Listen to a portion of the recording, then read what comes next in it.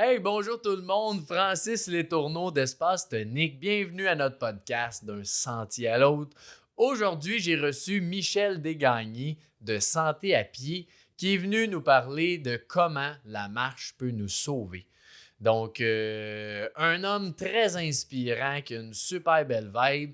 Il nous a parlé de différentes façons de faire de la marche, donc autant activement que passivement, et tous les autres types de marches qui peuvent exister. La marche nordique, la marche afghane, les bains de forêt, Shinrin-yoku qu'on appelle aussi, qui sont vraiment populaires ces temps-ci. Puis, tous les bienfaits que ça peut nous apporter autant dans le corps, l'esprit, la santé mentale, puis tout comment intégrer ça dans notre vie, notre quotidien. C'est vraiment, vraiment inspirant. Puis vous allez voir, écoutez cet épisode-là, vous allez apprendre plein de nouvelles choses. Vous allez changer des habitudes que simplement positivement dans votre vie. Donc, je vous souhaite une belle écoute. Bon podcast!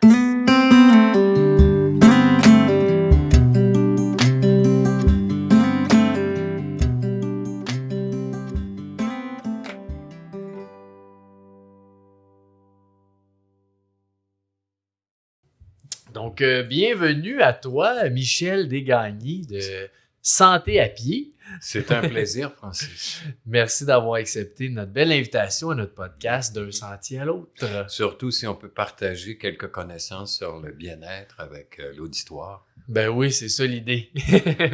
Fait que juste avant de commencer, tu vas nous parler un peu de la marche puis qu'est-ce que ça peut faire à notre corps. Puis avant ça, c'est quoi un peu le parcours de Michel? Ben, d'abord, nous avons créé, ma compagne et moi, Santé à pied, il y a un peu plus de 15 ans, en fait, lorsque nous avons pris notre retraite. Et comme beaucoup de professionnels, soit dans le domaine des communications, nous étions dans le domaine des communications. Et on le sait, c'est un métier qui est extrêmement stressant. Il y a des heures de tombée, il y a des dates butoirs et tu es toujours en stress. J'imagine que vous devez le connaître aussi un peu par l'entreprise que vous avez, puisque vous êtes souvent en pitch et il y a un facteur de stress et de dévitalisation aussi pour une autre raison, c'est qu'on travaillait beaucoup assis. Assis et stressé et bon, j'ai commencé, c'était des dactylos, mais ensuite, ça a été des ordinateurs et donc j'étais penché. Quand nous avons pris notre retraite, nous avions les nerfs à bout et les facteurs de stress au niveau des muscles, ça paraissait, là, on n'avait pas de vie, on n'avait pas de tonus. Donc, on s'est dit, on est à la retraite, on est encore assez jeune, on a toute la vie devant nous, on peut encore formuler des projets. Nous étions des gens de projet en communication. Oui, clairement. Tu es souvent dans les projets. Donc, à la retraite, quel serait notre projet? Le premier projet, c'était de bouger, se revitaliser. Comment se revitaliser? Comment aller chercher plus d'oxygène? Comment renforcer son muscle cardiaque et tout ça. Bon. Donc, on a commencé des formations et au moment où on prenait notre retraite, arrivait au Québec par Chinook Aventure, une entreprise de Saint-Hyacinthe, la marche nordique. Et donc, on s'est dit, mais on va essayer ça, la marche nordique. Ça va peut-être nous faire passer de la marche passive à la marche active. Je reviendrai sur la marche passive tantôt pour l'expliquer. Et donc, après une formation en marche nordique, on s'est dit, on va créer, nous qui vivons à Saint-Bruno, sur la montagne, un groupe de marche. On l'a appelé Santé à pied. Ça, c'est mon fils. À un moment donné, on faisait une espèce de remue-ménage. Et quel titre on devrait donner? Il est sorti, mais Santé à pied, puisque de toute façon, il s'agit de travailler autour de la marche. Donc, c'est devenu Santé à pied. Et là, les formations ont commencé. D'abord, la formation en marche nordique, donc nos premiers groupes, ça a été de la marche nordique. Ensuite, est arrivé au Québec dans les années 2008, puis on pourrait y revenir, la marche afghane, qui est en fait une marche rythmique respiratoire. Donc, en fait, c'est le souffle. Certains, surtout un guide de montagne qui est aujourd'hui décédé, mais qui était très connu en France, qui animait d'ailleurs un site web, Daniel Zénin, guide de montagne, il disait que la marche afghane, c'est pour lui le yoga de la marche. Pourquoi? Parce que c'est basé sur la respiration, le yoga étant basé aussi sur le souffle. Donc, on l'a appelé le yoga de la marche. Donc, ça a été une autre formation. Ensuite, on a suivi des formations aussi avec un inhalothérapeute assez extraordinaire, Benoît Tremblay, pneumocorps, qui a une clinique sur la respiration. forcément fort intéressant aussi, mais c'est lié aussi à la marche afghane et donc ça nous a permis de pousser plus loin nos compétences à cet égard-là. Ensuite est arrivé d'autres types de marches. La marche active de Joanna Hall, la Britannique, qui est absolument extraordinaire et on va pouvoir en parler un peu plus. Et finalement, je dirais le bébé, le Benjamin de nos techniques, c'est le Shinrin Yoku, donc qui nous vient du Japon. Qui est une marche zen, un peu comme le Japon, qui a une culture bouddhiste, mais surtout dans sa version zen, et qui est un bain de forêt. Si tu veux, on pourrait appeler ça de la sylvothérapie, une thérapie basée sur un écosystème forestier, mais c'est beaucoup plus que ça, puis on pourra y revenir et on pourra l'expliquer après. Mais tout ça fait un bouquet, si tu veux, de différentes techniques qu'on pourrait appliquer à tout moment lorsqu'on va en plein air, faire du plein air, ainsi de suite. Et pourquoi bouger, pour nous, c'était intéressant. Okay? Il y a 4 raisons, puis je vais nommer 4 raisons importantes sur le guide de la santé mentale, développé, entre autres, par le Harvard Medical School, donc l'école de médecine de Harvard, qui fait de l'analyse de métadonnées de toutes recherches qui sont faites sur la physiologie et ainsi de suite. Et il y a 4 très mauvaises habitudes pour notre santé mentale. Et on va voir le lien avec la marche très rapidement. La première très mauvaise habitude, c'est on vit trop assis. Et il est déterminé par certaines études que si tu es assis, par exemple, là, on parle des âges de 45 à 75 ans. Là. Mais pourquoi? Jeune, c'est pas mieux? Non, effectivement, mais là, je te parle d'une cohorte qui a été faite sur des gens entre 45 et 75 ans. Mais ça s'applique, on va le voir aussi avec les enfants, le manque d'exercice aujourd'hui, pour X nombre de raisons qu'on va aborder.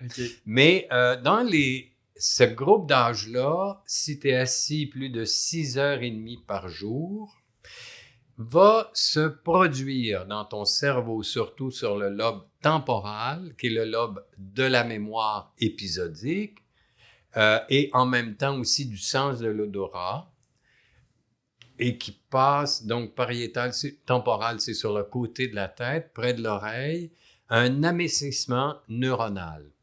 Donc ça veut dire un déclin cognitif, un déclin donc de ta mémoire. Pourquoi? Parce que ne bougeant pas, le corps étant inactif, la circulation du sang ne se fait pas aussi bien que lorsque tu bouges. Et quand on sait que chaque respiration, 20% de l'oxygène que tu vas inspirer s'en va au cerveau, ça veut donc dire que le cerveau est très gourmand de cet oxygène. Et cet oxygène, ben oui, tu peux bien sûr respirer à la maison sur ton rocking chair, mais en fait, ta respiration n'est pas très profonde, elle risque d'être superficielle. Si tu te lèves et que tu marches et que tu vas surtout en plein air, juste ce mouvement-là va améliorer énormément ta respiration. Et non seulement la respiration de l'oxygène vers le cerveau, mais dans toutes les parties de notre corps. Et ça va changer ta perspective aussi. Donc, au niveau même de ta santé mentale, c'est un peu comme si tu sortais de ta propre prison, finalement. Tu vas prendre l'air, puis il y a quelque chose qui se passe dans ton corps. Okay? Quand tu disais 6h30 de temps à peu près, mais ça compte de quand tu te lèves, tu t'assis pour déjeuner, tu t'assis dans le divan, tu vas travailler peut-être, tu t'assis le soir, c'est tout ça. Là, oui, d'une journée complète. Oui, 6h30. Minimalement, c'est beaucoup plus que ça. Les gens quand tu es assis 6h30, tu risques d'être assis peut-être pendant 8h, 9h. Pense à des gens qui travaillent dans un bureau, par exemple, OK? Donc, ou pense aux enfants qui vont à l'école. C'est dans ce sens-là que l'ergonomie scolaire devrait réfléchir un petit peu parce que, dans le fond, les enfants, ils sont en croissance. Pourquoi on les laisse assis pendant des heures et des heures? C'est très mauvais. Bon, peu importe. Mais là, on s'est rendu compte qu'il y avait un déclin. Le deuxième déclin de la santé mentale, et c'est pour ça qu'on parlait du groupe d'âge tantôt 45 à 75 ans, c'est le manque de socialisation. Donc, ce qu'on appelle l'isolement. Les gens qui sont, par exemple, dans des RPA, des résidences pour aînés, s'ils ne participent pas à des activités de cette communauté-là, ils vont s'isoler du reste de la communauté et il y a un impact également aussi cognitif très important sur le cerveau. Donc, c'est déjà 2 éléments importants qui militent en faveur de santé à pied. Pourquoi? Parce que nous, on travaille en groupe, c'est des marches de groupe, c'est un entraînement de marche de groupe. Les gens viennent en fait se socialiser quand ils viennent dans nos entraînements. Un intérêt commun. Et oui, et on les amène à marcher non seulement pendant la période de l'entraînement, mais à partir de l'entraînement, d'apprendre à avoir du plaisir dans le mouvement. Et donc, tu veux répéter. Quand tu as du plaisir, tu veux le répéter. Oui. J'ai mon entraînement. Nous, on donne des entraînements saisonniers 1 à 2 fois par semaine pour des groupes quand on appelle une saison ou 1 fois par semaine. Mais on dit à tout le monde, écoutez, essayez donc d'en faire au moins 1 demi-heure par jour. C'est ce que recommande de toute façon l'Organisation mondiale de la santé. Parce que l'Organisation mondiale de la santé, honnêtement, Francis, elle s'inquiète énormément actuellement parce que dans tous les pays développés, il y a un déclin de la bonne santé à cause de la sédentarité. OK? Or, la sédentarité est en train de nous tuer dans une certaine mesure. Il faut absolument trouver une façon, dans le milieu du travail, comme dans le milieu scolaire, comme chez partout, nous, partout. C'est sûr, ouais. Il faut trouver un moyen à tous les jours de bouger, d'être actif. Et on va voir comment on peut l'être sans trop se poser trop de questions en disant « c'est décourageant, je ne peux pas embarquer là-dedans ». Pas du tout. Il faut commencer par l'abécédaire. Puis ça devient une habitude. Et puis, écoute, tu as du plaisir, mais ton plaisir va augmenter à chaque fois que tu commences tes entraînements. Et donc, c'est ça qui est le fun un peu de vous, Santé à pied, qui est la même mission que Space Tonique, qui est d'être dans le mieux-être et du plaisir. Et voilà. C'est sûr que c'est gagnant, puis tu vas le faire bien plus longtemps que Exactement. si tu fais juste essayer de t'entraîner, puis c'est pas tant le fun. T'sais. Non. Et puis, on va tout de suite mettre des choses au clair. Là, je m'excuse pour l'auditoire. On va faire juste un petit bout de philosophie. OK? Il y a un grand psychiatre qui est un petit peu le père de la psychanalyse et qui n'est pas Freud, qui s'appelle Carl Jung. OK? Oui. C'est un nom à retenir. Et pour les gens qui veulent le connaître, il y a un livre qui vient de sortir tout récemment d'un écrivain qui est assez connu, que les gens qui sont dans le bien-être habituellement le connaissent, c'est Frédéric Lenoir. OK? Il a écrit un livre sur Carl Jung. OK? Et il explique très bien 2 choses. La psyché occidentale, Francis, notre psyché à nous, à toi et à moi, elle est fondée sur toute la formation que nous avons reçue depuis le berceau par nos parents, par l'école, par le travail, et ainsi de suite. Mais notre culture à l'origine est plutôt judéo-chrétienne. La psyché occidentale, c'est basé sur ce qu'on appelle les livres sacrés, la Torah pour les Juifs, la Bible pour les chrétiens et le Coran pour les musulmans, ont tous un même tronc commun. C'est des religions qui sont messianiques. Donc, messianique veut dire conquête. J'agrandis mon territoire. Ça, c'est beaucoup, ça fonde la psyché occidentale. La psyché orientale, là, ce n'est pas l'extérieur qui est important. C'est l'intérieur de soi. Donc, on entre dans sa propre aventure. Et c'est dans cette aventure intérieure qu'on trouve le divin. Autrement dit, ce qui est le divin, ça pourrait être, si on veut le traduire, c'est pas la notion de Dieu, c'est la notion d'une forme de perfection qu'on va retrouver en soi, mais qui exige beaucoup de discipline, des habitudes de vie assez disciplinées, et on y arrive. C'est le chemin qu'on peut prendre. T'sais? Alors, dans ce sens-là, nous, on se situe plus, autrement dit, du côté oriental que du côté occidental sur le plan de la psyché. Et quand les gens viennent vers nous, on le sait, ils sont dévitalisés. Mais l'idée maintenant, c'est de les revitaliser en essayant de les aider à prendre conscience, de qui ils sont, de leur posture et de travailler et de commencer à travailler maintenant toutes les chaînes musculo-squelettiques, au niveau des organes, au niveau des articulations et ainsi de suite. Tu vois? Et donc, au niveau du troisième élément qui affecte la santé mentale, c'est le sommeil, la qualité du sommeil. Si tu passes ta journée assis, puis que tu manges en plus parce qu'il faut que tu te sustentes en quelque part, ben tu vas digérer assis. Ton corps va toujours être chaud en train de travailler, OK? Et il risque d'enrichir les tissus adipeux, comme on dit. Tu comprends? Donc, il n'y a pas le temps. Il travaille, mais il travaille de façon lourde. Si tu marches, ou si tu bouges, ou tu fais une activité physique, tu vas digérer en même temps. Tu risques d'avoir un meilleur sommeil quand la nuit va arriver. Okay? Donc, ça aussi, c'est un problème qui est lié beaucoup à la sédentarité, la difficulté que les gens ont à dormir aujourd'hui. Toi, est-ce que tu sais c'est quoi le nombre de temps qu'il faudrait que tu arrêtes de manger avant de dormir? Oui, c'est-à-dire qu'il faut faire aussi très attention à ce qu'on mange le soir. Le soir, quand on mange, on ne veut pas, comment je dirais, provoquer le travail de notre corps trop fort parce que on s'en va s'étendre.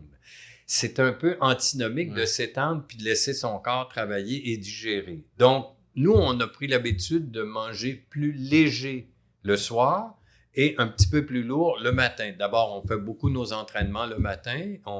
Donc, on se lève très tôt pour nous faire notre propre échauffement avant d'arriver sur le lieu de l'entraînement. Ensuite, quand on revient, on mange. C'est notre repas principal, c'est le midi. Et le soir, on mange beaucoup plus léger. On n'ira pas manger, par exemple, une viande rouge si vous êtes carnivore, puis tu manges une viande rouge en soirée. Il y a des chances, et du vin, en plus, tu prends du vin avec ça, il y a des chances que non, ça ne t'aidera pas ton sommeil. Par contre, pour les personnes âgées qui mangent même peu, le problème, c'est qu'ils sont inactifs. Et l'inaction et le sommeil, ça va pas vraiment ensemble. Le sommeil a besoin de sentir que tu t'es dépensé en quelque part durant ta journée. Si tu t'es pas dépensé, ben le sommeil risque d'être plus difficile. Et en plus, l'autre élément qui est lié aussi à l'isolement, c'est là tu commences à ruminer dans ta tête. Et les ruminations, ça aussi, ça te rend extrêmement mélancolique parce que tu dépasses rapidement la nostalgie, tu retombes dans la mélancolie, l'anxiété, et là, on sort. Je sais pas, on est en la 6e vague dans notre pandémie actuellement, et tu sais comme moi que pendant les 2 ou 3 dernières années, ça a été terrible. On a été encore plus isolés, confinés à la maison et tout ça. Maintenant, on sort et nous, on le voit dans nos entraînements. En tout cas, les gens sont tellement heureux de se retrouver. Là, ça c'est clair. Tu sais, alors, tout ça pour dire que, et la dernière qui constitue un élément important pour la santé mentale, c'est le stress chronique. Donc, une personne qui est supposée prendre sa retraite à 55 ans, mais qui a été, que ce soit en droit, que ce soit dans les affaires, que ce soit à tous les niveaux, de la recherche et tout ça, habituellement, si tu as eu beaucoup de responsabilités, il y a le stress qui vient avec. Okay? Donc, le facteur de stress influe également sur la qualité cognitive, donc sur différents aspects du cerveau, mais on n'est pas ici pour commencer à faire ça. Et puis, je veux préciser, j'en profite pour dire que moi, je ne suis pas un professionnel de la santé. Tu es un passionné. Je suis un passionné. Nous avons lu beaucoup. Étant donné qu'on est en communication, on tente de vulgariser aussi ce qu'on sait.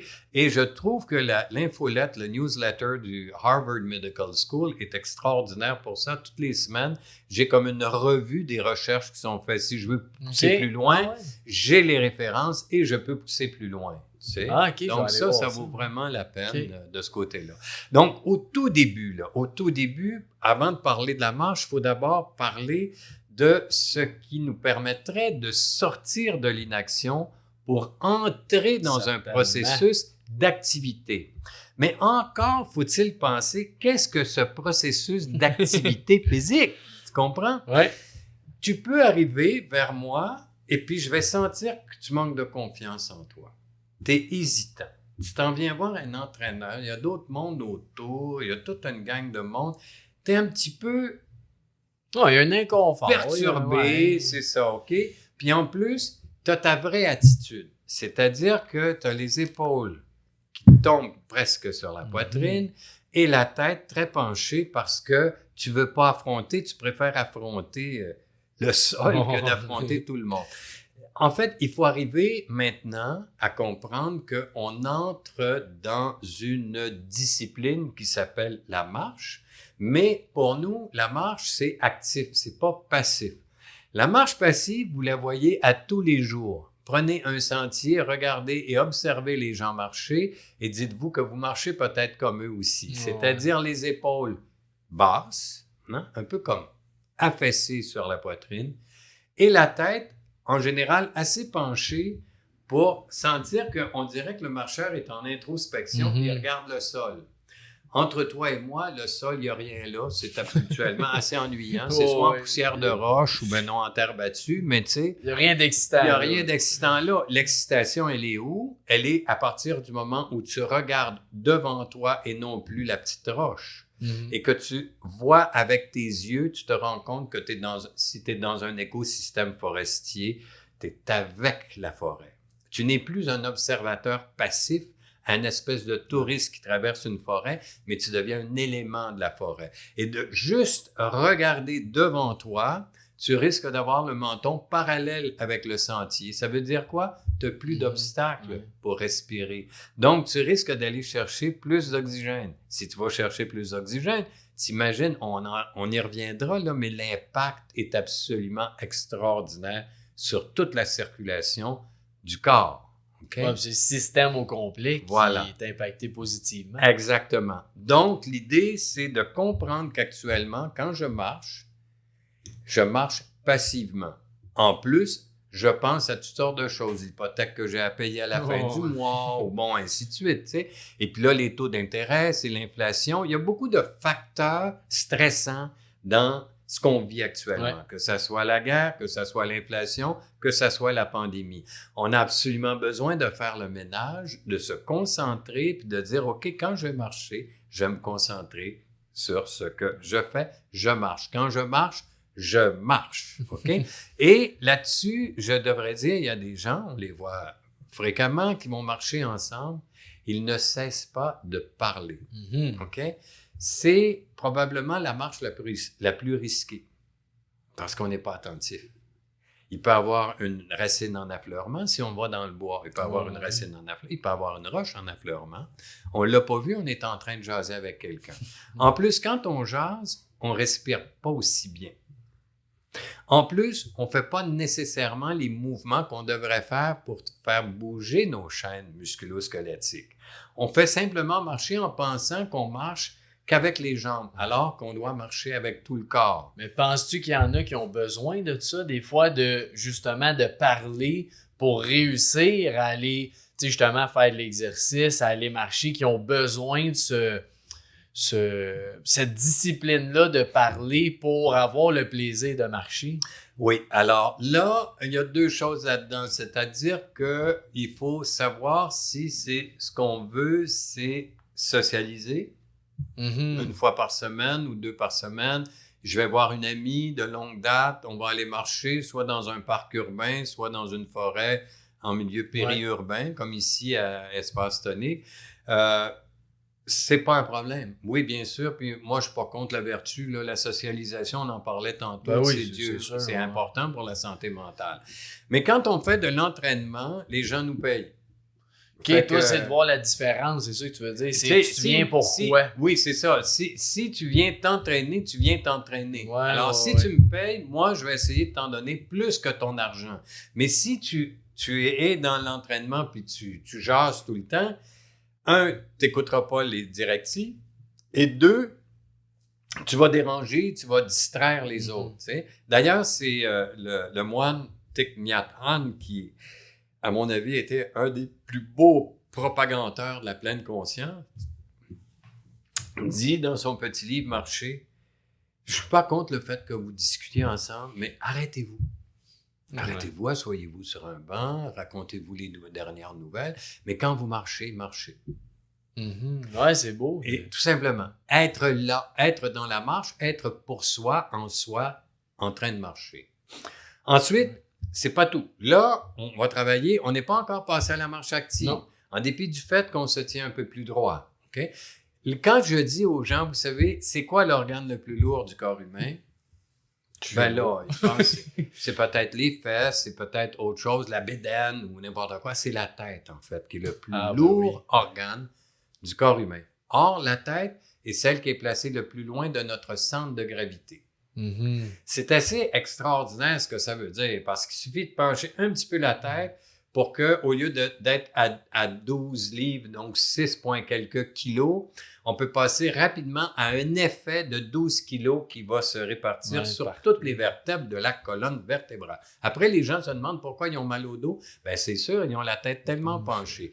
Et aujourd'hui, le phénomène est rendu tellement fréquent avec nos iPhones que les gens sont sur l'iPhone, habituellement parce qu'ils sont occupés à écrire quelque chose, ils sont stressés. Donc, ils ont les trapèzes, c'est-à-dire les fameux muscles au côté du cou qui est monté, contracté, et donc, ils se font un tort énorme. Tu comprends? Donc, l'important, c'est quoi la posture? C'est quoi la vraie posture du corps humain? Si on parle du dessus de la tête là, jusqu'au milieu des pieds, là, c'est un axe vertical. Qu'est-ce qu'un axe vertical? Essayez d'imaginer que dans notre axe vertical, on est debout et les deux pieds sont pas plus larges que les hanches. OK? Donc, on est vraiment debout, les mains de chaque côté, les bras de chaque côté et les mains devraient être à peu près à mi des hanches. OK? À la mi des hanches. Ça, là, c'est vraiment une position qui est parfaite. Il faut marcher dans cette posture-là, OK? Travailler dans cette posture. Pourquoi? Parce que tous les muscles que nous avons, les os, la structure osseuse que nous avons est faite dans ce gabarit-là, OK? Maintenant, compte tenu des défauts de notre marche, ainsi de suite, et puis des compensations qu'on a faites pour nos désalignements, on s'est dit, mais c'est plus ça, on ne sait plus comment, en fait. Qu'est-ce que le corps? Et c'est pour ça que si on veut passer de la marche passive à la marche active, il faut comprendre les principes de base de la marche active avant de commencer à faire de la marche nordique, la marche afghane, du Shinrin-yoku. Il faut d'abord comprendre ce que l'on fait avec son corps. Autrement dit, pour ça que je disais tantôt, la psyché, c'est entrer à l'intérieur de soi, se visualiser. Qu'est-ce qui travaille quand je bouge? Et vous allez voir, Francis, je vais te dire, chaque pas est une aventure dans ce sens-là. Parce que si tu prends, par exemple, une image que tu filmes un pas, tu le mets au ralenti, puis tu sépares là, 24 images secondes, là, tu les sépares vraiment, tu découpes tout, tu vas te rendre compte qu'il y a un moment où ton pied, tu es sur un pied. Et ton pied va osciller. Il va partir d'un muscle qui est fléchisseur, qui va soulever ta jambe et qui va osciller et se poursuivre en extension avant de se déposer sur le sol. Tous ces mouvements-là impliquent plus que le mouvement que je viens de décrire parce qu'à l'intérieur du mouvement, il y a des muscles, il y a des os, il y a des tendons, il y a des ligaments. Ah, c'est des milliers. Et voilà. OK? C'est ça qui est génial d'ailleurs parce que moi, j'aime dans la vie les choses simples qui ne sont pas compliquées. Ma grande préférence va pour la complexité parce que la complexité suscite la curiosité. OK? Donc, il ne faut pas se compliquer la vie. Il faut juste comprendre que la complexité est une bonne chose, mais on va passer d'étape par étape, puis on va tout coudre ça ensemble, puis on va tout tricoter ça ensemble, puis on va avoir un tout. Parce que, dans le fond, chaque mouvement s'inscrit dans une réaction en chaîne. Si tu le fais tout croche, ton mouvement, la réaction en chaîne va faire que, il va se plonger à telle place. Ah, c'est ma hanche qui me fait mal ou c'est tel muscle qui me fait mal, tu sais, ainsi de suite, tout simplement parce que c'est souvent lié à des compensations. Puis des fois, là, justement, quand on marche, là, tu dis d'être conscient, mais qu'est-ce que tu dirais à quelqu'un qui, tu sais, il pense, des fois, on pense qu'on est bien, tu sais, droit, puis les épaules correctes, tout ça, mais quel conseil tu pourrais donner à ces gens-là qui pensent qui sont correctement positionnés? D'abord, le premier conseil, c'est d'en arriver à penser sommes-nous bien positionnés? Okay? D'y penser, ça va la chose. Déjà d'y penser, c'est quelque chose, parce que la plupart du temps, c'est une espèce d'automatisme. On marche tout croche, mais par automatisme. On se pose pas la question. Déjà, de se poser la question, C'est déjà très bon. un début de réponse. Voilà, c'est un début de réponse. Ouais. Maintenant, il y a des ressources. OK? Vous pouvez aller sur Internet aujourd'hui. Si vous voulez voir marcher des gens, là, allez sur l'Internet, mettez marche active ou marche nordique ou peu importe, la marche. Et vous allez avoir des milliers de sites qui vont vous montrer, même en images sur YouTube, ils vont vous le montrer. Donc, c'est une question de volonté puis de conscience aussi de son corps. Tu sais, vous n'avez pas besoin de moi comme entraîneur. Oui, parce que vous voulez avoir du plaisir puis que je suis un gars qui aime bien le plaisir, c'est sûr. Ça, c'est clair. Oui, mais en même temps, c'est sûr que, là, je posais la question, mais c'est sûr qu'un entraîneur comme toi, c'est clair que ça, c'est l'idéal. Mais que quelqu'un te voit, il n'y a rien de mieux que ça que soi-même. Oui, puis en plus, c'est dur, il me trouve beau, donc un beau bonhomme. C'est formidable. Non, mais pour parler sérieusement, effectivement, il y a un effet d'entraînement dans l'entraînement par le fait qu'on le fait en groupe aussi, puis qu'on n'est pas les seuls à éprouver des difficultés et que bien au contraire, l'entraîneur est là, pas pour faire une intervention, dans mon cas en tout cas, qui soit médicale ou thérapeutique, parce que je n'ai pas les... Pas la formation. J'ai pas la formation, j'ai pas les papiers, puis je me permettrais pas non plus de... Par contre, il y a des choses qui sont tout à fait normales de faire, puis on n'a pas besoin d'être des professionnels de la santé pour apprendre à savoir comment être et comment bouger, OK? Et dans ce sens-là, on pourra aller plus loin là maintenant, mais on sait maintenant qu'on veut passer de la marche passive à la marche active. Puis ensuite, la marche active, pour toi, quand tu parles de marche nordique, marche afghane, ces choses-là, c'est de la marche active. Oui, mais il y a aussi active walking, qui est en soi une discipline, en fait, que Joanna Hall, une femme absolument extraordinaire, britannique, a créé. Active Walking, et c'est un livre absolument formidable qui s'appelle Marche active, que les gens peuvent se procurer. Elle donne de l'entraînement à des athlètes olympiques aussi, et ça peut être en course, ça peut être... et souvent, ces gens-là ont acquis une discipline à force de pratique, mais se sont aussi déformés. Ben oui. OK? Et donc, quand ils reviennent vers Joanna Hall, ils redécouvrent, en fait, qu'une marche active les fait travailler, mais également de partout. OK? Toute leur chaîne musculo-squelettique. Et et dans ce sens-là, la marche nordique, OK, prend énormément de la marche active. La marche nordique, c'est elle-même une marche active, c'est une marche sportive. Puis tu veux-tu dire, pour ceux qui ne savent pas c'est quoi, juste la marche nordique? Oui, rapidement. OK. Alors, d'abord, la première des choses la plus simple en marche nordique, c'est le bébé estival du ski de fond. Qu'on appelle le ski nordique. OK? C'est le bébé estival. Sauf, bien sûr, une différence capitale, c'est que tu n'as pas l'effet de glisse. C'est pas des skis que tu choses, c'est des bonnes bottes de marche. Voilà. Alors, comment faire avec une bonne de marche que tu fais avec un ski? D'abord, les bâtons.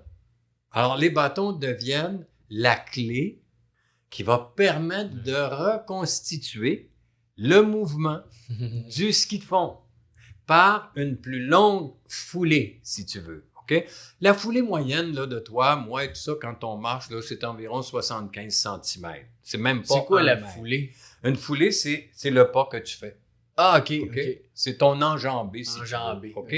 Ça serait peut-être plus juste de dire l'enjambé. La foulée étant plus liée à un exercice, on va parler d'enjambé. Une enjambée moyenne sur le trottoir et tout ça, on voit les gens marcher, c'est d'environ 75 cm. C'est pas 1 mètre.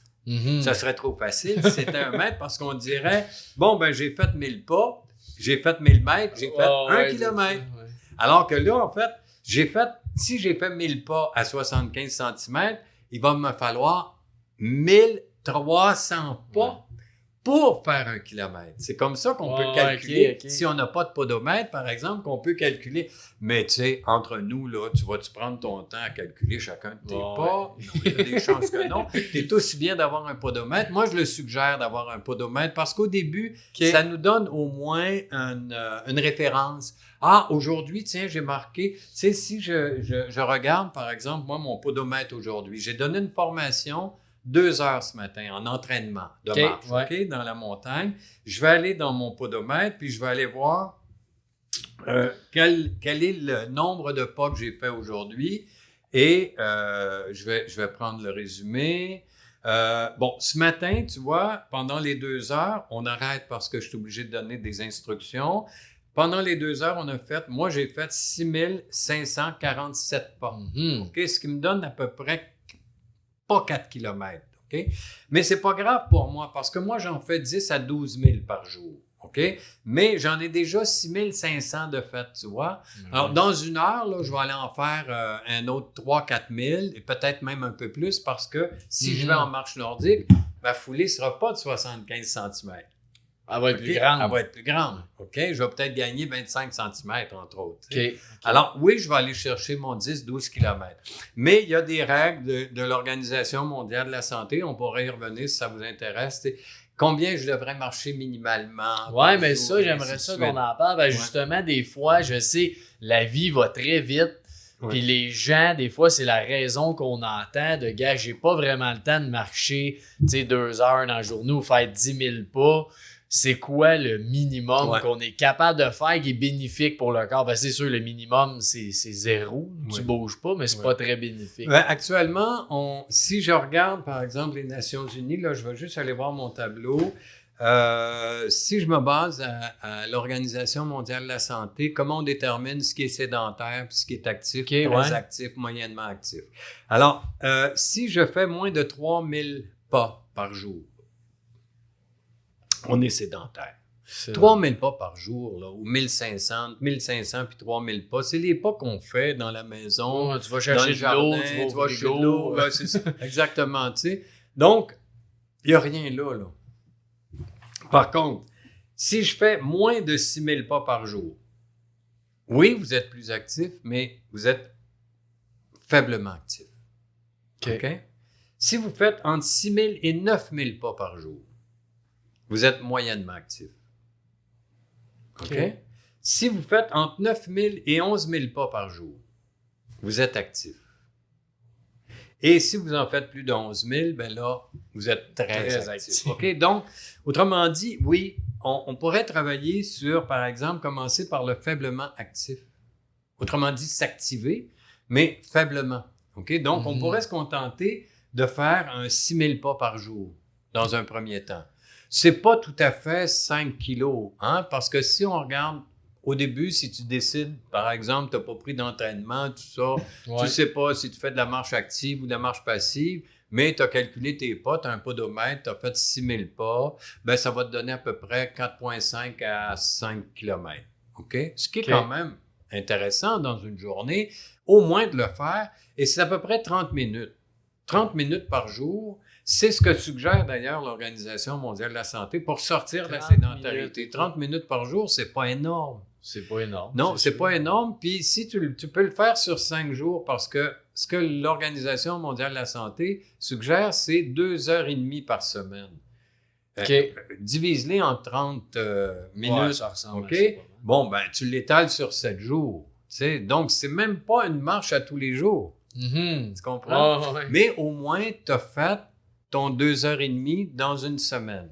Puis, est-ce que c'est pareil, faire 2h30 d'une journée que 30 minutes à tous les jours?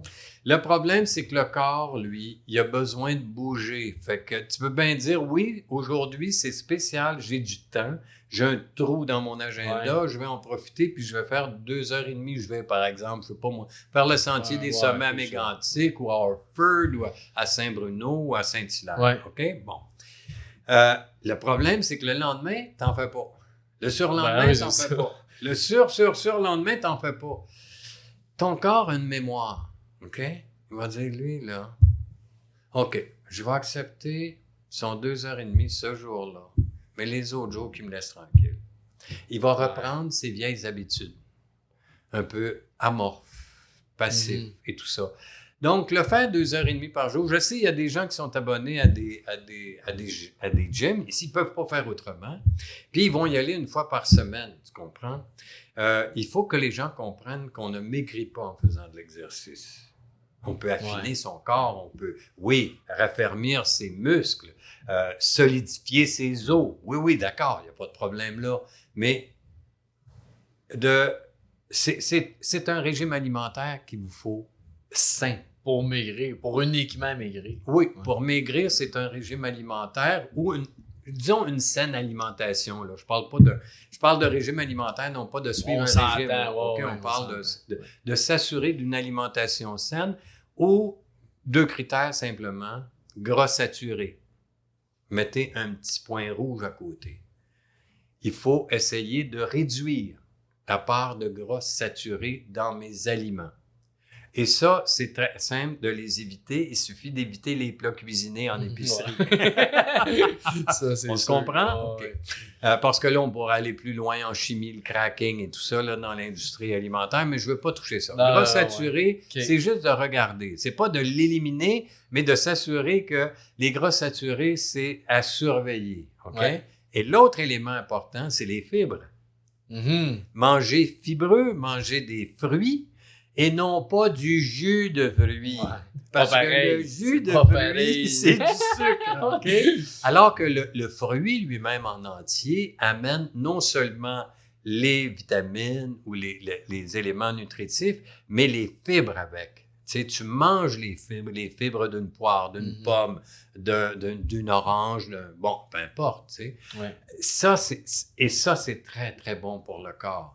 Maintenant, tu fais de l'exercice en plus, ben il y a des chances qu'au fil des mois, que tu reprennes. Moi, par exemple, je reviens maintenant au poids, à mon indice de masse corporelle que j'avais à 20 ans, et j'étais très sportif à 20 ans. Exactement. Mon indice de masse corporelle à 73 ans est celui que j'avais à 20 ans.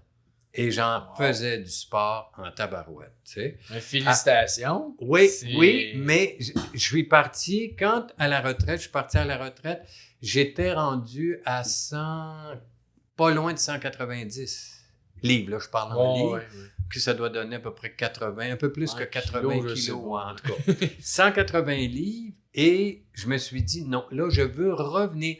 Pour une raison très simple, plus on vieillit, tu vas t'en rendre compte, tu es trop jeune encore, mais les articulations s'usent, les genoux, les hanches, les chevilles, les épaules, ça s'use, OK?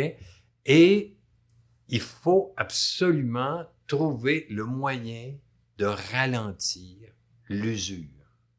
Il faut savoir marcher pour ralentir l'usure de nos articulations. Il faut savoir marcher pour amplifier notre oxygénation. Il faut savoir marcher pour renforcer le muscle cardiaque. Et préciser parfaitement notre équilibre. Par une marche en posture juste. Tu vois? Et ça, là, on n'a pas utilisé aucun instrument encore. On n'a pas utilisé de tapis ça se fait, roulant, on n'a pas utilisé des équipements très chers, on a juste des bonnes chaussures aux pieds, on a notre corps avec nous et on a une tête attentive, une concentration, OK? Donc, ça ne prend rien. Et dans ce sens-là, le mantra de la marche devrait être « Je n'ai besoin de rien ». Tout ce que j'ai, je l'ai déjà. Maintenant, ça ne s'est pas révélé encore. Et là, je vais faire en sorte, par la marche, de me révéler à moi-même. Où est ma ceinture scapulaire? Où sont mes biceps, mes triceps? Qu'est-ce que je fais avec? Qu'est-ce que je fais avec mes ischio-jambiers, mes quadriceps, mes pieds, mes chevilles et tout ça, tu sais? Il y a tellement de choses admirables à l'intérieur de nous. Hein? C'est des romans en plusieurs volumes, donc on ne devrait pas s'en priver. Plongeons! Allons-y! Ah non, mais c'est beau que tu dis. OK, donc là, on a regardé, en fait, ta question, c'était combien de pas minimalement Ouais, on exact. devrait faire par jour. Moi, avec un podomètre, ça serait intéressant. Et en passant, vous n'avez pas besoin d'un iPhone, hein? Ça coûte cher un iPhone, là. Mais si vous n'avez pas d'iPhone, de téléphone intelligent qui a l'application santé et podomètre, un petit podomètre, ça coûte 15-20 $. Et puis, faites-vous Ça expliquer. marche aussi bien. Ça marche très, très bien. Et ça vous donne une référence. Vous n'êtes pas obligé non plus, mais tu sais, si on parle, par exemple, que si vous êtes faiblement actif, on parle de 6 000, pas tellement plus que 6 000 pas qu'on peut faire en 30 minutes. Ou sinon, vous voulez plutôt aller dans le moyennement actif, vous voulez passer plutôt à 7 000. Oh, j'en faisais 6 000 la semaine passée. Tiens, cette semaine, je vais en faire 7 000. Ben là, vous êtes venu tout de suite moyennement actif, tu vois. Il y a déjà quelque chose qui va se passer. Ouais. Puis une fois que vous allez être dans le moyennement actif, qu'est-ce qui va se passer? Mais... Vous allez vous sentir tellement mieux encore, puis tellement en santé que vous allez vouloir devenir actif. Oui, des habitudes, et voilà. Et c'est pour ça, le 10 000, Ouais, en fait, le 10 000 pas est une recommandation qu'on fait. Puis il ne faut pas s'inquiéter, c'est pas si lourd que ça. Parce que vous savez combien l'homme de Cro-Magnon marchait de pas par jour? On ne dit pas de la voiture parce qu'à l'époque du Cro-Magnon, ça ne marchait pas encore. Ça marchait pas mal. Ouais, il marchait beaucoup parce que c'était sa survie. C'est entre 20 000 et 25 000 pas par jour. OK? Parce que d'une journée, mettons, de 8-10 heures qu'on a espace tonique, mettons, tu sais, coureur des bois ou quoi que ce soit, c'est à peu près ça. Ouais. Un 20-22 000. Là, c'est un 8 heures sans arrêt à marcher, quand même une bonne marche. Mais... Oui, exactement. OK? Alors, c'est ça. Là tu es dans l'homme de Cro-Magnon. Là, on est à une époque presque de l'apogée du corps de l'Homo sapiens, tout travail. Et ses sens sont totalement aiguisés. Il est capable de sentir le pas d'une harde de mammouth, par exemple, qui serait à 40 km. Pourquoi? Il sent la terre vibrer. Ça, c'est... Et tous les Indiens... Moi, j'ai travaillé beaucoup dans l'Ouest comme reporter itinérant et je rencontrais beaucoup d'Autochtones et on a parlé beaucoup, justement, de sentir le sol, la terre. Oh, oui. Et à l'époque, il y avait les transhumances de bisons, OK? Il y en avait... Écoute, le cheptel était évalué à 35 millions quand les Blancs sont arrivés ici. Tu peux t'imaginer? Donc, oui, puis on le sent, ça, OK? Donc, voilà. OK, puis je veux juste pousser un petit peu la question. Absolument, allons-y. Allons au fond des choses. Parce que, ouais, il y en a des fois qui ont besoin de ça, puis on veut aller au fond. Si tu dis que c'est à peu près, je pense que c'était 6 000 pas, 3 000 pas? Moyennement, faiblement actif, c'est moins de 6 000 pas par jour. Disons 6 000 pas. On va dire 6 000. Ouais. Est-ce que ton 6 000 ou le 30 minutes est aussi efficace si tu le fais 3 fois? Tu sais, 10 minutes, 10 minutes, 10 minutes? Oui. Ou c'est vraiment 30 minutes? Non, pas du tout. Pourquoi il est aussi efficace que ton 30 minutes? Ton 30 minutes, tu vas le faire concentrer. Tu peux faire 3 sessions de 10 minutes concentrées. Donc, tu étales durant tout le cours de ta journée le bienfait que tu retires à chaque 10 minutes. OK? On pourra revenir tantôt sur la marche afghane parce qu'il y a une théorie aussi de la cohérence cardiaque où on parle du 3-6-5. 3 fois par jour, 6 respirations à la minute pendant 5 minutes. C'est la cohérence cardiaque. 6 respirations à la minute, ça veut dire que tu contrôles ta respiration. Ça, c'est 10 secondes. Oui, c'est ça, exactement. OK? Donc, tu contrôles ta respiration. Ça veut dire que tu peux avoir une inspiration de 5 secondes, une expiration de 5 secondes. Ça te fait 10 secondes, tu en fais 6 dans une minute. Tu es obligé à ce moment-là de prendre conscience en te concentrant. Et si tu le fais avec ton diaphragme, c'est-à-dire la respiration, le diaphragme étant le muscle principal de la respiration, tu arrives aussi à contrôler tes abdominaux. OK? Donc, il y a vraiment là un élément important. Alors, tes 10 minutes, ils vont s'étaler, puis tu vas avoir le bienfait, autrement dit, de tes 10 minutes qui s'étalent sur ta journée. Okay. C'est aussi bon. C'est bon les deux. Oui, les deux, oui, absolument. Une journée, tu peux avoir, oui, effectivement, 30 minutes dans ton agenda que tu vas consacrer à ta marche. L'autre journée, tu n'en as pas de 30 minutes. Ouais, tu as un matin, tu as un midi, tu as un soir. Voilà, exactement. Donc, il n'y a pas de raison. En fait, ça, c'est bon. On a toujours des solutions. On veut bouger, il n'y a rien qui nous empêche. On vit dans un monde, il n'y a rien qui nous empêche de bouger. On n'est pas dans une cellule de 6 mètres carrés où on tourne en rond comme des hamsters. C'est dans notre tête qu'on tourne en rond comme des hamsters souvent. Mais Oui, il n'y a pas de dogme à cet égard. OK. Puis, t'en parlais, marche afghane. Justement, respiration, c'est quoi ces bienfaits-là de être conscient de sa respiration puis faire cet exercice? C'est aussi valable en marche afghane qu'en marche nordique, qu'en marche active et tout ça. Pourquoi? Parce que, en fait, notre posture, étant donné qu'on n'a pas d'obstacle et qu'on est en mouvement et que nos chaînes musculaires travaillent, on va aller chercher plus d'oxygène. On va brûler et là, l'utilisation du glucose va être encore plus importante. Les muscles vont avoir besoin de glucose, OK? Donc, l'oxygène va aller chercher ce glucose-là, va le brûler, ça fait de l'énergie, d'accord? On va se comprendre pour une chose. Une des problématiques de santé issues de la sédentarité, c'est entre autres le diabète de type 2, OK? Ouais. Beaucoup lié à ce qu'on mange, mais pas seulement, c'est parce qu'on ne fait pas d'activité. Donc, on ne fait pas d'activité, puis on est en surpoids. On ne dépense pas les calories qu'on mange, autrement dit, c'est ça que ça veut dire, mais ces calories-là, ils s'empilent en quelque part dans des tissus adipeux. Ça nous rend la marche plus difficile. On va respirer moins, on a plus de difficultés à respirer, OK? Donc, qu'est-ce qui... On va revenir. Marche afghane. Oui, c'est ça. Ouais. Bon, voilà. Alors, dans toutes les marches, on veut augmenter notre oxygénation. Mais la marche afghane, spécifiquement, ce sont des exercices qui nous aident à renforcer les muscles liés à la respiration. Les renforçant, on a de bonnes chances d'augmenter notre apport d'oxygène. Dans notre apport d'oxygène, en fait, il y a un mélange. Hein? C'est un gaz qui pénètre par les poumons et va se lier aux globules rouges et part avec le sang, avec le cœur, qui est une pompe, envoie ce sang-là partout dans ton organisme. Okay? Ton intérêt à chaque fois que tu bouges, c'est d'aller en chercher plus. Plus de nourriture, plus d'oxygène. L'oxygène va brûler plus de glucose. Pourquoi? Parce que les muscles en ont besoin. OK? Et ce faisant, tu vas baisser ton taux de glycémie. C'est quoi le problème du diabète de type 2? C'est que le sucre qu'on mange, nos aliments, n'est pas absorbé par la cellule qui habituellement le transforme et le stocke, mais absorbé par le sang. Il reste dans le sang. Trop de sucre dans le sang, montée de la glycémie et danger. Si bien que si tu veux prévenir, et il y a des gens qui sont pré-diabétiques, OK? Parce qu'ils ont un taux, mais pas suffisamment encore de glycémie pour dire que vous êtes diabétique. Allez marcher tout de suite.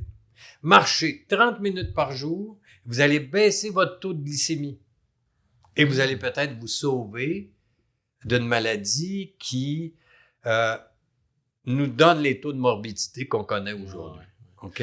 Puis dans la marche afghane... Bon, revenons à la marche afghane, parce que la marche afghane, c'est un élément, parmi d'autres, qui va nous permettre effectivement d'aller chercher plus d'oxygène, de brûler plus de glucose, en fait, d'utiliser plus de glucose, donc en le brûlant puis en créant de l'énergie, et d'éviter que ce glucose part trop de... Tu sais, écoute, là, tu te lèves le matin puis tu penses que tu vas être en bonne santé puis tu te tapes un jus pasteurisé d'orange en te disant, puis c'est marqué d'ailleurs sur la boîte, naturel.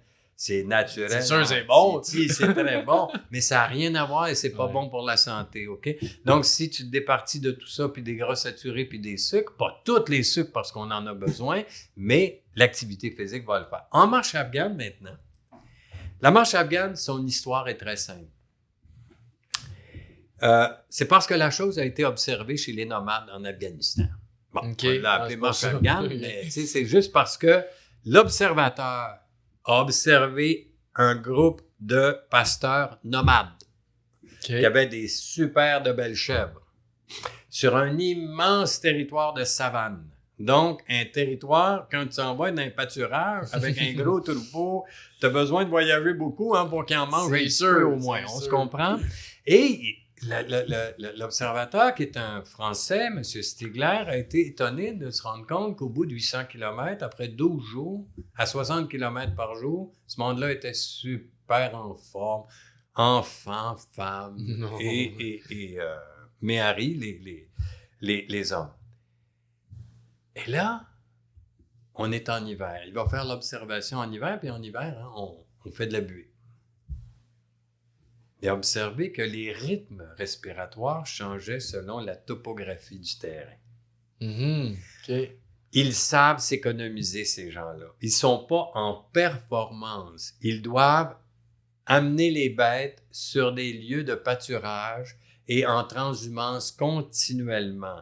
Donc, ils sont là, des fois ils sont en montée, des fois ils sont en descente, des fois ils sont sur le plat. Ils ont adapté le pas et la respiration. Et c'est une synergie qui se crée. Quand je monte, j'ai un effort à faire. Quand on fait un effort, on inspire. Donc, je vais faire, par exemple, 4 pas. Mais sur ces 4 pas-là, je vais avoir 4 mouvements respiratoires. 2 inspirations, donc 2 pas, puis 2 expirations, donc 2 pas, j'ai 4 pas. Okay. Mais je ne me suis pas fatigué, je ne me suis pas essoufflé. Et j'arrive en haut de la colline en sachant que dans la journée, je vais peut-être en avoir 10 comme ça à faire. Donc, je n'ai pas intérêt à m'exciter trop sur la première colline. Quand je vais arriver en bas, en haut, je vais être essoufflé. Mais on s'entend que quand tu montes une colline, ça se peut que tu sois essoufflé. Oui. Fait que là, tu fais quoi quand... Oui. Bon, attention. Un essoufflement léger, c'est sain. Même un essoufflement moyen, c'est sain. Le cœur travaille, ça veut dire que ça pompe, le sang pompe. Puis, il y a une amplification de l'oxygène et tout ça. Mais tu ne seras pas épuisé. Tu vas augmenter ton endurance. Au fur et à mesure que tu vas pratiquer, tu vas augmenter ton endurance. Et à un moment donné, ça va être naturel.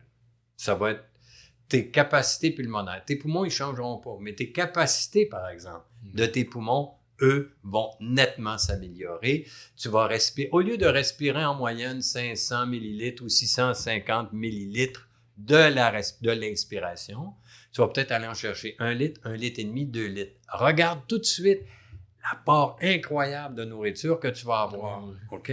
Donc, eux, c'est comme ça qu'ils modulent leur marche en l'étalant sur la topographie du milieu. Puis en Afghanistan, tu es sur le piémont de l'Himalaya, donc tu peux imaginer que sur le piémont, là, il y a des lieux de pâturage qui peuvent être assez hauts, à 2000 mètres, c'est pas rare, ça varie.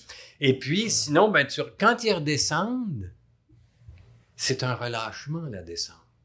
Donc, tu inspires, certes, mais tu vas expirer plus que tu vas inspirer. Parce que c'est pas un effort.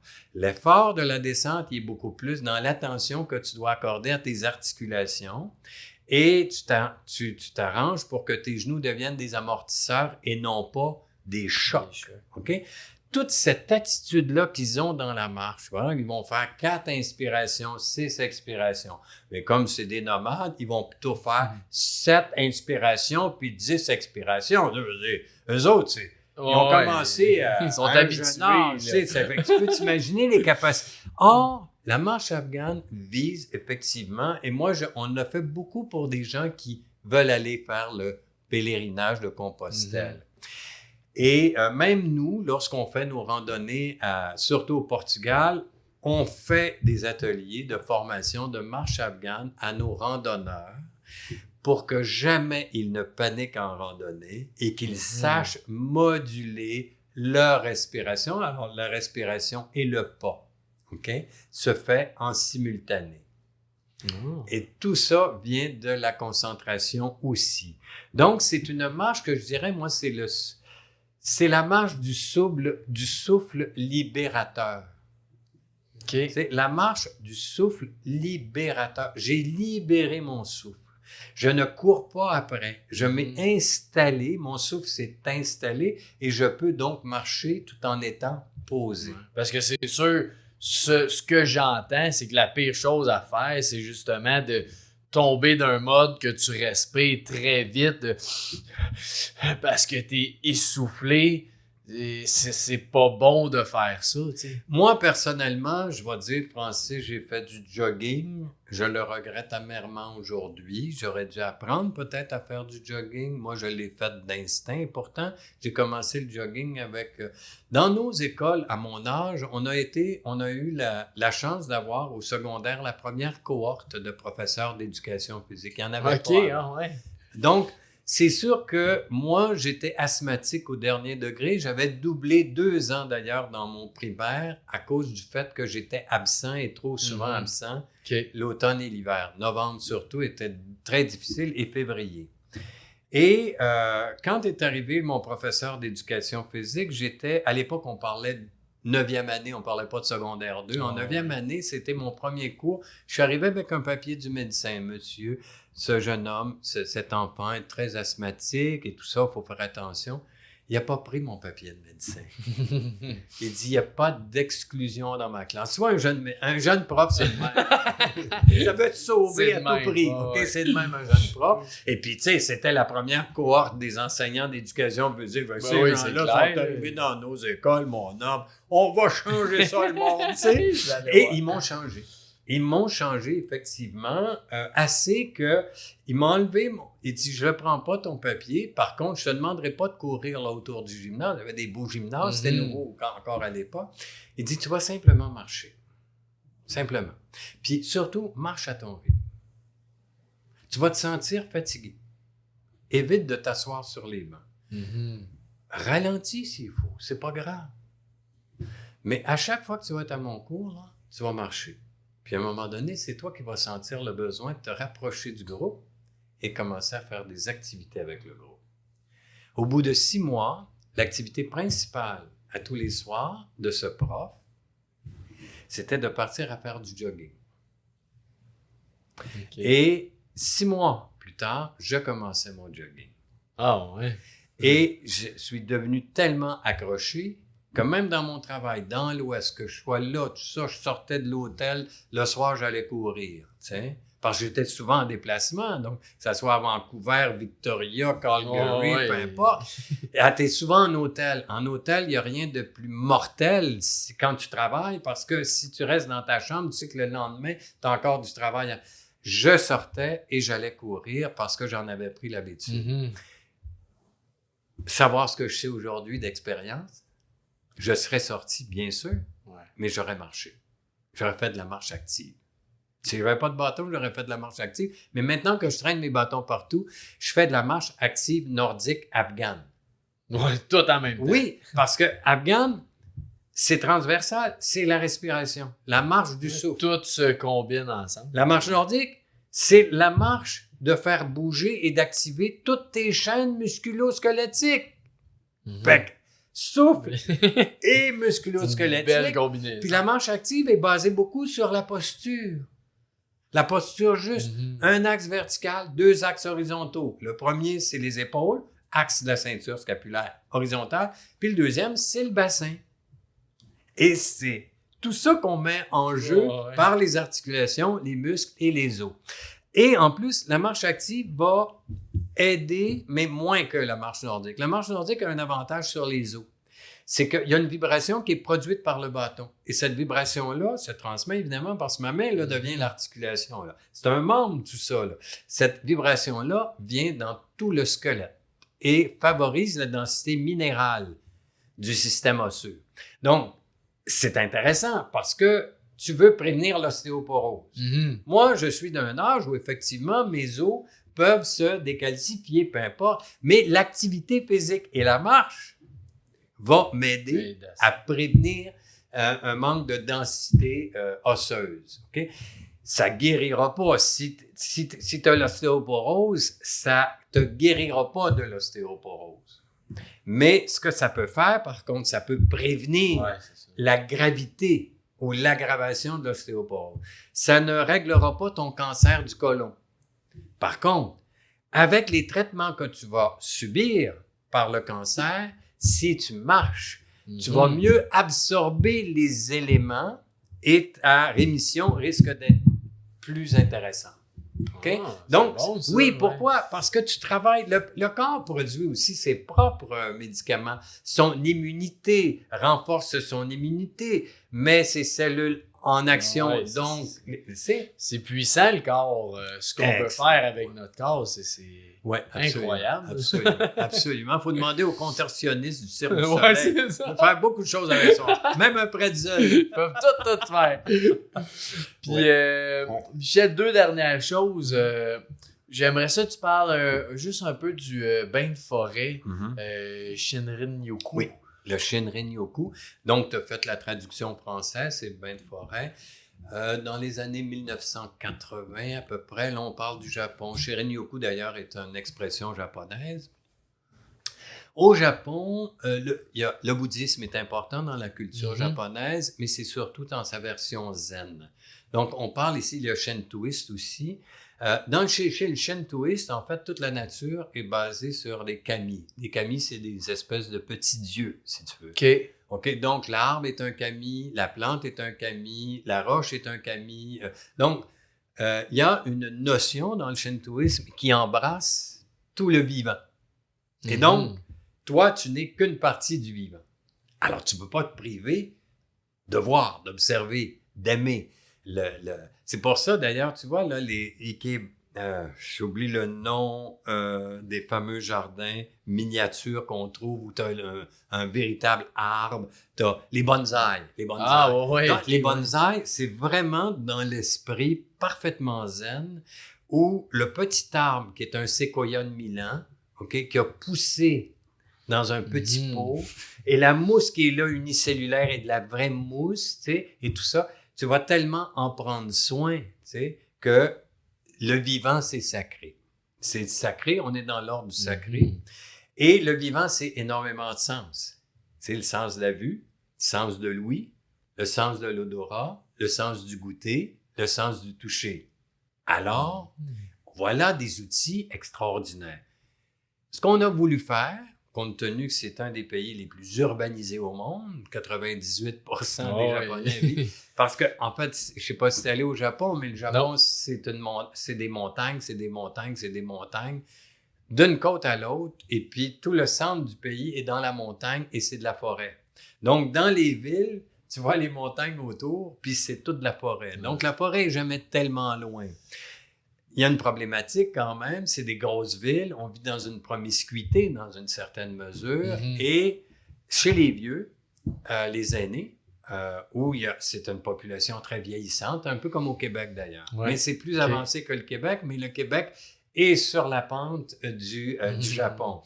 Par contre, on va éviter cette pente-là si on ouvre davantage nos portes pour faire venir ici des gens de l'étranger qui accepteraient notre mode de vie, nos valeurs et tout ce que tu veux, et qu'on accepterait comme... Donc là, on risque effectivement de ralentir le vieillissement de la population par des nouvelles personnes, compte tenu qu'on produit 2 kids, 3 kids maximum, souvent, puis on dit que 4 enfants, c'est maintenant une grosse famille. Oui, c'est ça. Moi et mon père, il vient de 17.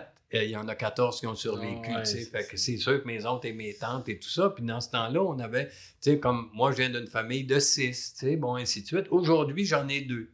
Ma fille en a 2. Bon, heureusement, elle n'a pas juste un, ça en prend 2 pour en faire un. Hein? Bon, en tout cas, peu importe, là, on ne tombera pas là-dedans. Mais ce que je veux dire, c'est que on était où, là? Dans le Shinrin-yoku, l'histoire un peu, c'est quoi? Voilà, OK. Bon, parfait. Comme il y a eu ce vieillissement accéléré de la population, des problématiques de l'âge se sont fait jour. C'est très lourd sur un budget de santé publique, tu le devais nier. Ouais.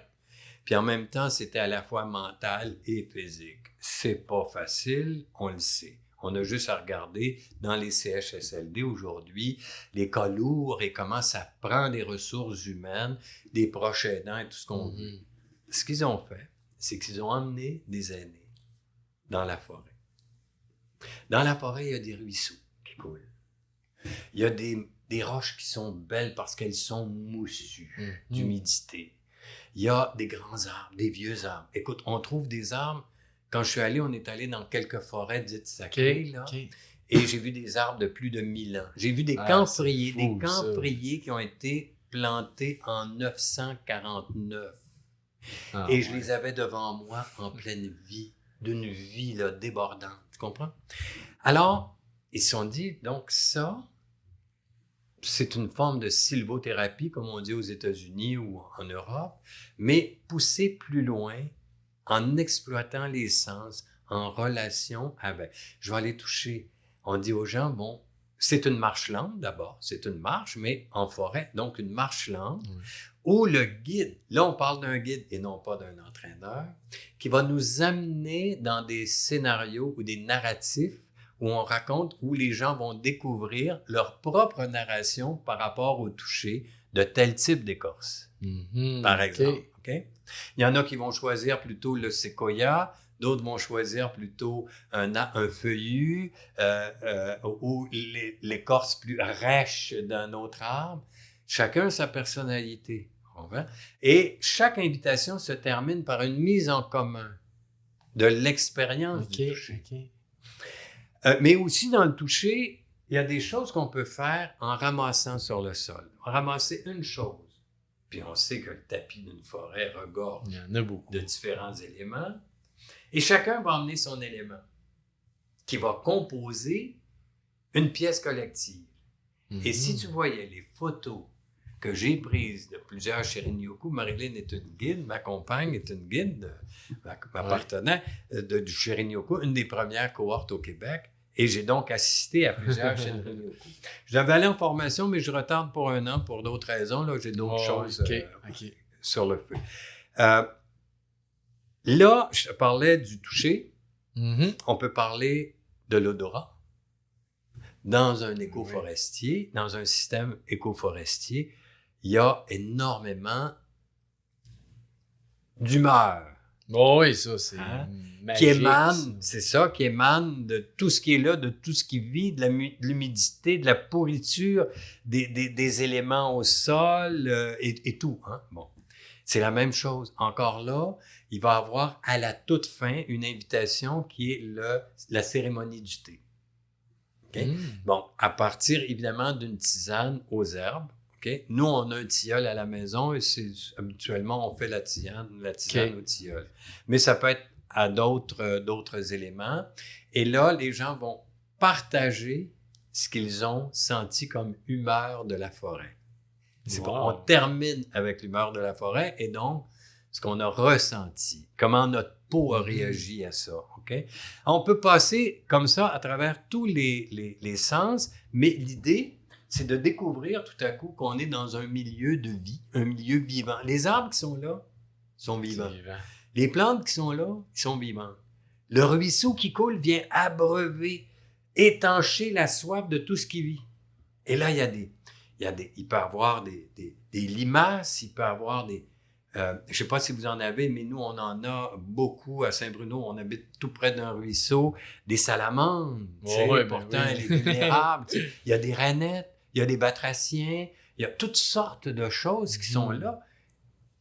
Et si je peux passer sans les entendre, sans rien sentir, sans rien toucher, sans même voir un arbre. Pourquoi? Parce qu'en marche passive, et je reviens, les gens regardent le sentier et rien d'autre, et leurs pieds.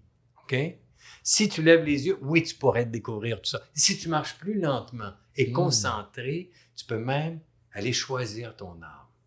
Tu peux peut-être même aller t'appuyer dessus. Parce que l'arbre, c'est de la lignine, hein? C'est dense, c'est très, très dense.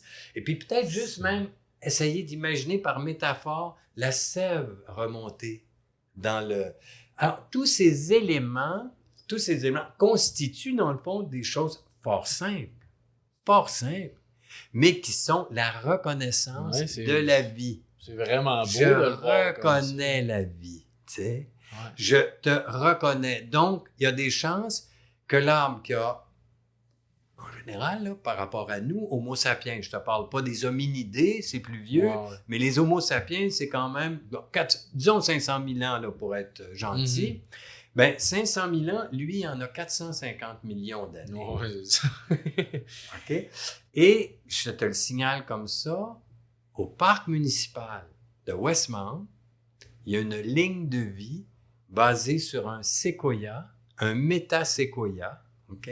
Donc qui vient évidemment d'un laboratoire universitaire, sans doute McGill, OK? Mais c'est brillant.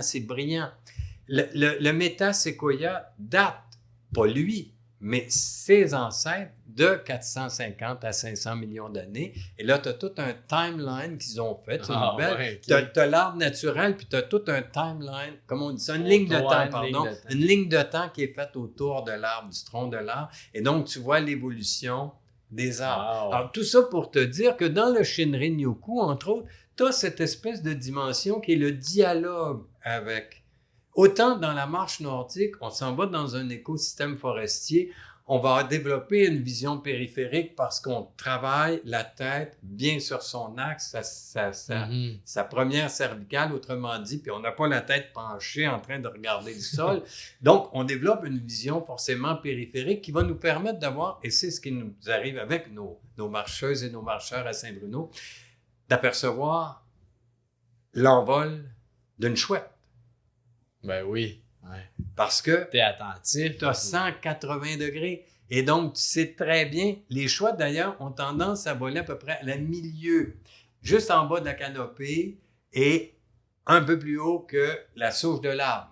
Okay? Donc, quand il est en chasse, si ta vision est périphérique, tu vois quelque chose bouger. Donc, tes yeux vont s'accrocher ensuite à l'animal et tu vas voir où il va se percher. Ouais, mais c'est vrai que c'est juste ça, dans le fond, d'être attentif à tout le merveilleux spectacle qu'on a. On comprend. Dans ce sens-là, je trouve que Espace Tonique, et là, c'est vraiment pas pour vous envoyer des fleurs, ça se fait dans le public depuis très longtemps. Des arboretums, ça s'est fait dans une communauté religieuse qui est installée en campagne, dans le bois, comme à Saint-Bruno, les frères de Saint-Gabriel, je pense qu'ils étaient là, avaient cette immense école. Et il y a un arboretum qui est encore là aujourd'hui, qui est un des plus beaux du Québec, avec même des arbres exotiques, tu comprends? Donc, voilà. Super. Puis sinon, pour finir, t'aurais-tu... conseils, choses à partager à nos auditeurs par rapport à la marche? Oui. Je vais vous livrer le mantra d'un moine bouddhiste français, très connu, Mathieu Ricard. Je suis sûr qu'il y a beaucoup de gens qui nous écoutent et qui aiment Mathieu Ricard, porte-parole un peu francophone du Dalai Lama. On lui a demandé s'il avait un mantra secret. Tu sais, pourtant, il a écrit tellement de livres, on devrait tout connaître de lui. Il a dit oui. Et il l'a révélé. Et je trouve que dans ce mantra, on trouve tout. Et moi, je propose aux gens d'utiliser ce mantra-là et de se dire, OK, aujourd'hui, je marche.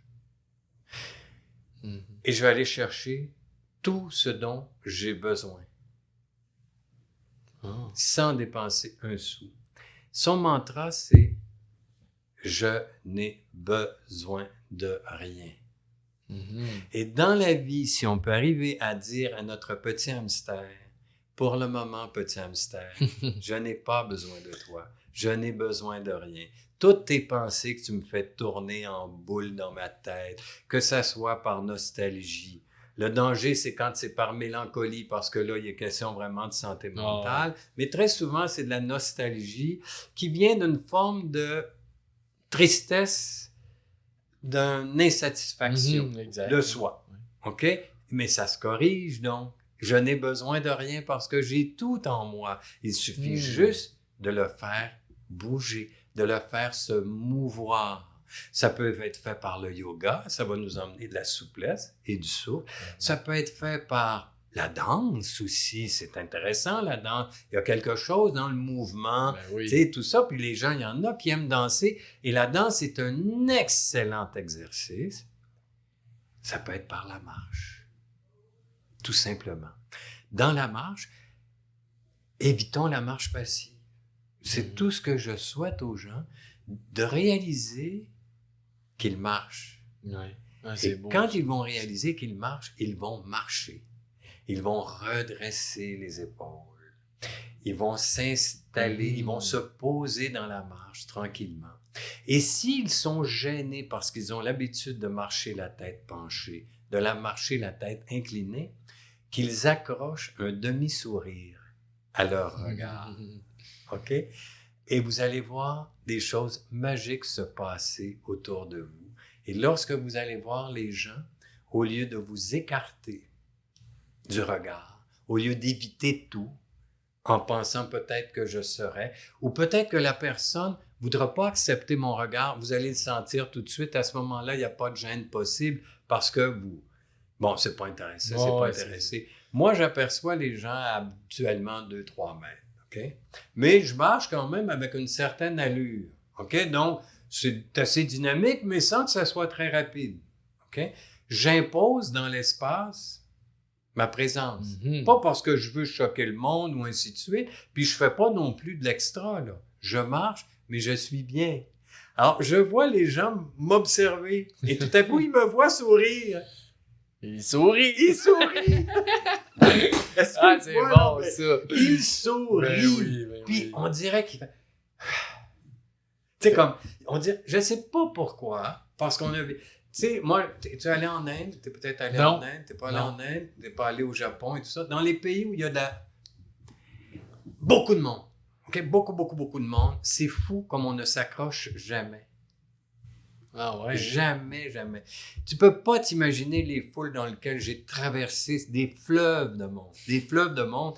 Au Japon, c'est des fleuves de monde dans des édifices. Là, ça passe à coups de millions, tu sais. Tu marches là-dedans, il y a un courant.